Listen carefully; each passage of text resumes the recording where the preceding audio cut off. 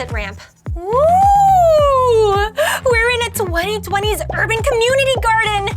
Nice! Get a pic of me by these vintage garden beds, MEL-Bot.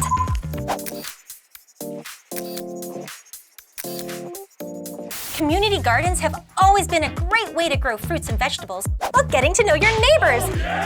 Look at all the people here! Hello, fellow plant lovers! Huh? It's so cool to see what community gardens were like in your time. In 2050, they've become even more popular. We found ways to fit community gardens into every neighborhood by building them into parks, repurposing unused office buildings and parking lots, and putting them onto rooftops.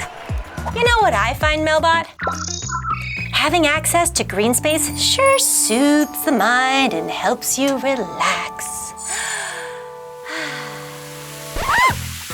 And it's also a great way to keep active as well. Digging into the soil and hauling plants around is a big workout.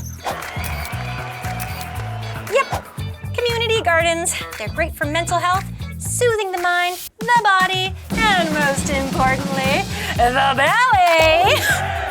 I mean, don't those veggies look amazing? As fresh and organic as you can get. But, where are the potatoes?